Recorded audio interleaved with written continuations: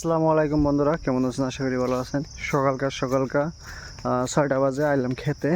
তার মানে বিধান কারণ লাগে, ক্ষেত চুক্তি দেওয়া হয়েছে। তো বিধান উঠাবার নিগাইলাম, সরি গারবার নিগা না, বিধান উঠাবার নিগাইলাম। বিধান উঠাইছে, ক্ষেত দিছে চুক্তি।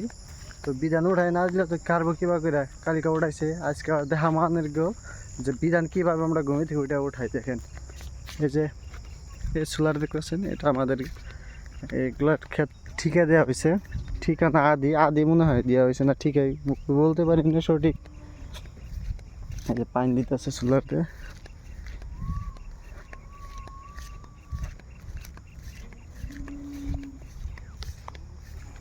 এই ঘাস ক্ষেত্রে আমাকে গরুর নিগা ঘাস বোনা হয়েছে, ঘাসগুলা কাটা হয়েছে।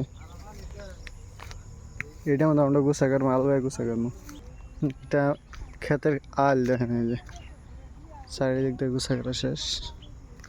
ওই যে দেখা গেছে যে সোলার, ওইটা আমাকে ক্ষেত। চড়ি ডেসতে থইলাম, কারণ হিন্দে খেতে খেতে শেষ হয়ে যাবে, চড়ির অবস্থা থাকবো না। ওই যে তুলতেছে ছোটো ভাইটি, বিধান তুলতেছে।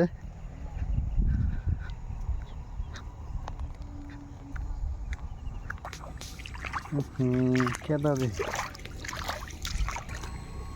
কোন একটা জায়গার জন্য তুলবো? হ্যাঁ,